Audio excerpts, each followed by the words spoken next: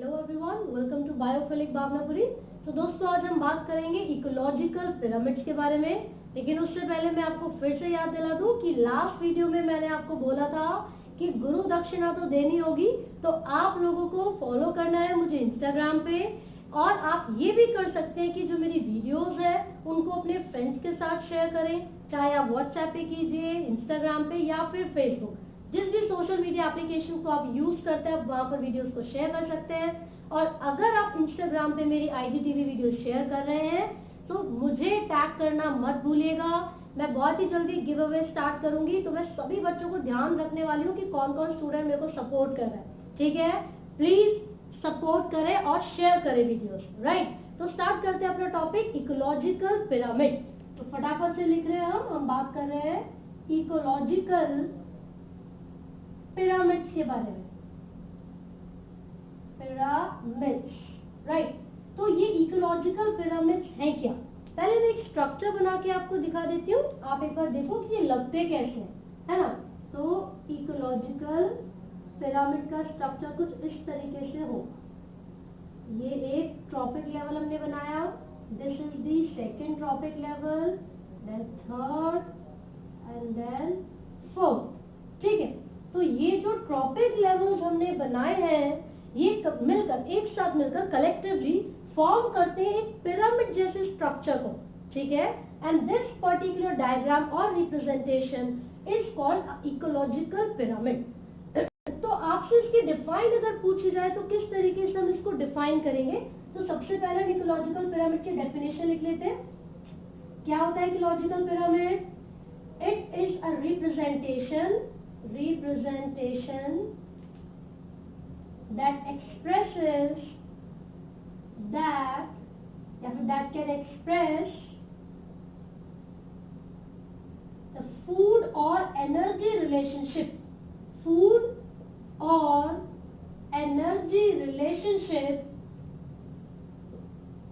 between the organisms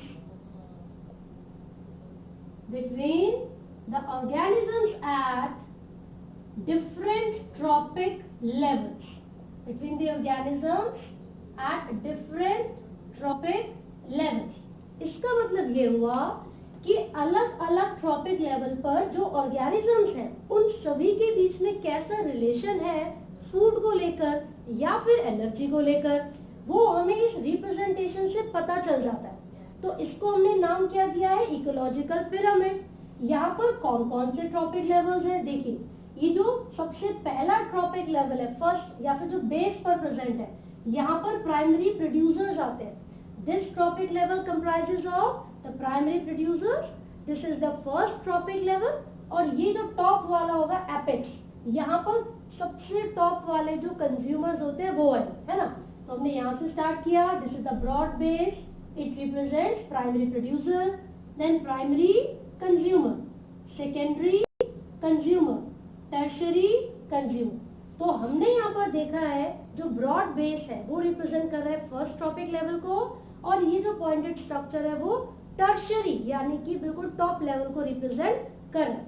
लेकिन अगर मैं इस तरीके का एक पिरामिड बना दूं यहाँ पर, भाई मैंने तो अभी बोला था कि जो ये बेस है वो प्राइमरी प्रोड्यूसर्स को रिप्रेजेंट कर रहा है and it was a broad one, right. लेकिन यहाँ तो ब्रॉड नहीं है, यहाँ तो जो प्राइमरी प्रोड्यूसर है उनसे ज्यादा ब्रॉड जो ट्रॉपिक लेवल नजर आ रहा है वो प्राइमरी कंज्यूमर का है। क्या ये कंडीशन भी हमारे एटमॉस्फेयर में अवेलेबल है? यस। इसको कहा जाता है इन्वर्टेड यानी कि उल्टा। ये किस तरीके का पिरामिड है? This is inverted ecological pyramid. जबकि ये बिल्कुल सीधा था, इसको हमने क्या बोला? Upright ecological pyramid. क्लियर हो गई ये बात? This one is upright, this one is inverted.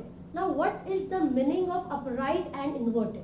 Upright का मतलब है कि यहाँ पर जो बायोमास या नंबर ऑफ ऑर्गेनिजम्स होंगे प्राइमरी प्रोड्यूसर पर वो मैक्सिमम, पहले ट्रॉपिक लेवल पर सबसे ज्यादा नंबर और बायोमास होगा ऑर्गेनिजम्स का, उससे कम अगले लेवल पर, उससे कम थर्ड और उससे भी कम फोर्थ लेवल पर। इसको बोला जाता है अपराइट पिरामिड है ना। लेकिन अगर नंबर ऑफ प्राइमरी प्रोड्यूसर, जो नंबर है प्राइमरी प्रोड्यूसर्स का, it is less than that of primary consumers, तो इसको बोला जाता है कि इन्वर्टेड है। हमारा जो इकोलॉजिकल पिरामिड है वो कैसा बना है, इन्वर्टेड। ठीक है, अब ये डिफाइन तो भाई मुझे पता चल गई कि ये एक ऐसा रिप्रेजेंटेशन है जो कि फूड और एनर्जी के रिलेशन को बताएगा अलग अलग लेवल पर जो ऑर्गेनिजम्स हैं उनके बीच में। लेकिन क्या इसके कोई टाइप्स हैं या किस किस टर्म में वो एक्सप्रेस कर सकता है, तो यहाँ पर आप देखोगे it's can be expressed in the terms of number, biomass. Biomass का मतलब क्या था, जो ऑर्गेनिक मैटर या लिविंग मैटर प्रेजेंट होता है एक लेवल पर, एंड और या तो नंबर के लेवल पर या एनर्जी या फिर बायोमास। ठीक है, तो इन लेवल्स पर हम इकोलॉजिकल पिरामिड्स बना सकते हैं और अलग अलग ट्रॉपिक लेवल पर जो एनिमल्स हैं, ऑर्गेनिजम्स हैं, उनका इंटरेक्शन भी देख सकते हैं, एक्सप्रेस हो जाए। अब सबसे पहला मैं यहाँ पर एक पिरामिड बना रही हूँ नंबर के लिए। ठीक है, ये देख सकते हो आप, ये अपराइट पिरामिड है एंड हम बना रहे हैं pyramid of number. This one is the pyramid of number. तो यहाँ पर ये हमने ऑलरेडी ट्रॉपिक लेवल्स आपको बताए हैं। मान लीजिए यहाँ पर ट्रीज या प्लांट्स है, देन यहाँ पर प्राइमरी कंज्यूमर में रैबिट आ सकता है, फिर स्नेक आ सकता है, देन वल्चर। लास्ट टाइम मैंने जब ग्रेजिंग फूड चेन बताई थी तो सेम हमने फूड चेन यूज की थी। तो मान लीजिए ट्रीज का जो नंबर है वो कुछ इतना है। ठीक है, बहुत ज्यादा यहाँ पर हमने नंबर ऑफ ट्रीज लिखी।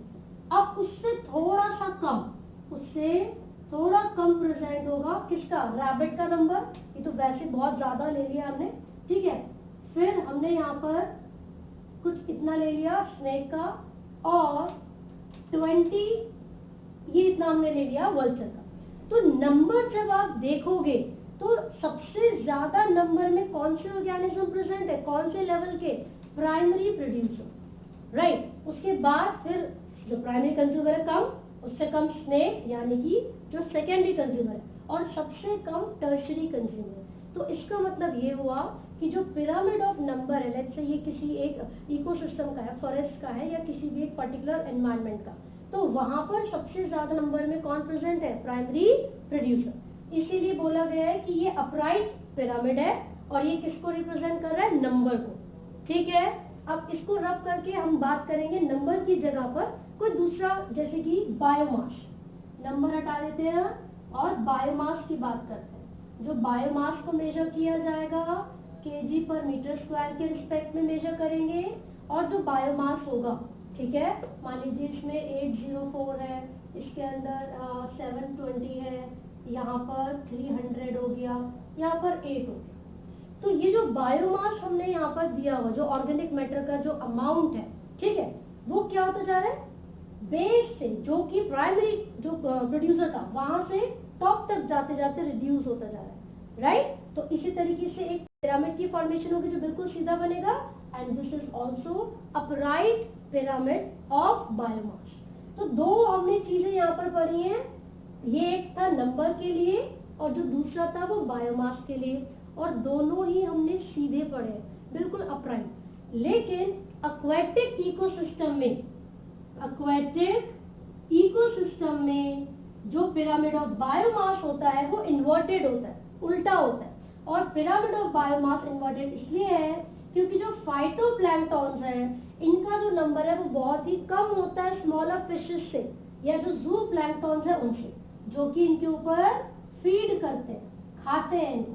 ठीक है, तो number of phytoplanktons is very less than that of the number of जू प्लैंक्टॉन। सॉरी, नंबर नहीं, बायोमास, बायोमास आपको याद रखना है।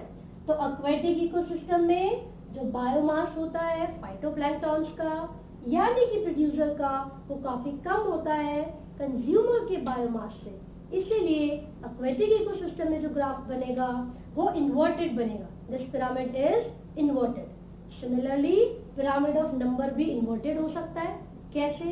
अब आप खुद सोचो कि एक बड़ा सा पेड़ है, एक बहुत ही ह्यूज ट्री है, और उस एक ट्री पर बहुत सारे बर्ड्स फीड कर रही हैं, तो भैया ये जो पिरामिड बनेगा वो तो उल्टा ही बनेगा ना, पेड़ सिर्फ एक था, जो प्रोड्यूसर था वो सिर्फ एक है, एक ही पेड़ है, लेकिन खाने वाली जो स्पैरोज है वो बहुत सारी है, तो उसका मतलब क्या होगा, उल्टा ही तो बनेगा। तो ये नंबर के रिस्पेक्ट में भी इन्वर्टेड हो सकता है, नंबर के रिस्पेक्ट में भी और बायोमास के रिस्पेक्ट में भी। लेकिन इकोसिस्टम में जो एनर्जी का फ्लो होगा वो हमेशा एक ही स्पेसिफिक डायरेक्शन में होता है, वो भी प्रोड्यूसर से कंज्यूमर्स की तरफ। तो इकोसिस्टम में जो पिरामिड होता है एनर्जी का, वो कभी भी इन्वर्टेड नहीं होगा। Pyramid of energy can never be inverted, it is always upright, वो हमेशा सीधा होता है, अपराइट होता है। अब ऐसा क्यों होगा भाई? अभी तो मैंने बोला कि एनर्जी का फ्लो हो रहा है, जो एनर्जी का फ्लो हो रहा है वो सिर्फ एक ट्रॉपिक लेवल से दूसरे ट्रॉपिक लेवल पर होगा। मान लीजिए सबसे पहले प्राइमरी प्रोड्यूसर के पास जो एनर्जी अवेलेबल है वो इतनी है, ठीक है, और एक ट्रॉपिक लेवल से दूसरे ट्रॉपिक लेवल पर जब भी एनर्जी का ट्रांसफर होता है वो किसको फॉलो करता है, 10% लॉ को फॉलो करेगा। तो इसका मतलब ये हुआ कि नेक्स्ट लेवल पर जो एनर्जी का फ्लो हो रहा है वो कितना है, इतना, फिर उसके बाद इतना एंड देन इतना। तो जो एनर्जी फ्लो हो रही है वो सिर्फ एक ही डायरेक्शन में हो रही है, प्लांट्स यानी कि प्रोड्यूसर से कहाँ तक, टॉप कार्निवोर्स तक। तो इसका मतलब ये हुआ एनर्जी का फ्लो 10% लॉ को फॉलो करता है, यूनिडायरेक्शनल है। And one most important thing is some amount of energy is lost as heat at each step. Her step पे कुछ ना कुछ अमाउंट में एनर्जी लॉस्ट हो जाती है हीट के फॉर्म में, ठीक है। इसीलिए बोला जाता है कि जितनी एनर्जी फर्स्ट ट्रॉपिक लेवल पर है सेम उतनी ही एनर्जी नेक्स्ट लेवल पर नहीं जाएगी, हमेशा कम अमाउंट में जो एनर्जी है वो नेक्स्ट लेवल पर ट्रांसफर की जाती है। क्लियर हो गया? ये तीनों तरीके के पिरामिड्स हमें पता चल गए हैं। यहाँ तक हमने पिरामिड्स को डिस्कस किया है and now we will talk about the limitations of ecological pyramid. तो क्या लिमिटेशन हो सकती है इकोलॉजिकल पिरामिड्स की? 3 लिमिटेशंस हमें यहाँ पर याद रखनी है। सबसे पहली जो लिमिटेशन है वो ये है कि जो इकोलॉजिकल पिरामिड्स होते हैं वो एक ऑर्गेनिज्म को या किसी भी एक स्पीशी को एक ही ट्रॉपिक लेवल पर कंसीडर करेंगे, सेम स्पीशी को अलग अलग लेवल पर कंसीडर नहीं किया जाता। तो जो इकोलॉजिकल पिरामिड्स है they do not consider the same species at different trophic levels in a food chain, यानी कि किसी भी फूड चेन में एक स्पीशी को 2 अलग अलग लेवल पर कंसीडर नहीं किया जाता। जबकि ऐसा हो सकता है ना कि जो ट्रीज है इनकी लीव्स को खाने के लिए छोटे छोटे बर्ड्स है, वो हर्बीवोर है, वो डायरेक्टली सीड्स या फ्रूट्स या ट्री की लीव्स खा रही है, लेकिन कुछ बर्ड्स इस लेवल पर भी तो आ सकती हैं जो इंसेक्ट्स को खाती हैं, आ सकती है ना। तो जो स्पैरोज है या जो बर्ड्स है वो दोनों ही लेवल पर आ सकते हैं, प्राइमरी कंज्यूमर भी और सेकेंडरी कंज्यूमर पर भी, है ना। लेकिन हम जब भी एक फूड चेन की बात कर रहे हैं, जब भी एक स्पेसिफिक पिरामिड की बात कर रहे हैं, तो हम दोनों जगह पर स्पैरो नहीं लिख सकते। तो ये किसकी लिमिटेशन हो गई? Second, it does not consider, जो ये इकोलॉजिकल पिरामिड है does not take into consideration or they do not accommodate the food web। मतलब इनके हिसाब से फूड वेब एक्चुअल में नेचुरली एग्जिस्ट नहीं करेगा, सिर्फ फूड चेन्स ही प्रेजेंट होती हैं, स्पेसिफिक लीनियर या स्ट्रेट लाइन, ठीक है। फूड वेब एग्जिस्ट नहीं करता। And third and most important is saprophytes को, सैप्रोट्रॉप्स को कोई जगह नहीं मिली, no place for saprotrophs, saprotrophs. जबकि saprotrophs play a very vital role, एक बहुत ही इंपॉर्टेंट रोल प्ले करते हैं सैप्रोट्रॉप्स हमारे एनवायरनमेंट पे, क्योंकि जितनी भी डेड और डिकेइंग सब्सटेंसेस है तो ये डिकम्पोजर्स ही तो है जो कि ब्रेक डाउन करेंगे इन सब्सटेंसेस को सिंपल इनऑर्गेनिक सब्सटेंसेस में। क्यों? ताकि एनवायरनमेंट में से पोल्यूशन कम हो, डिजीज कम हो, राइट, और जो जितने भी वेस्ट वगैरह पड़ा हुआ है उसको रिड्यूस किया जा सके। हालांकि इतना इंपॉर्टेंट रोल प्ले करने के बाद भी सैप्रोट्रॉप्स को कोई प्लेस नहीं मिला है इकोलॉजिकल पिरामिड्स में। सो इसीलिए ये तीनों इसकी लिमिटेशंस होंगी। ये टॉपिक आपको बहुत अच्छे से याद करना है क्योंकि काफी क्वेश्चंस इसमें से पूछ लिए जाते हैं। और अगर आपको कोई डाउट है तो आप कमेंट कर सकते हैं। And do not forget to like, share and subscribe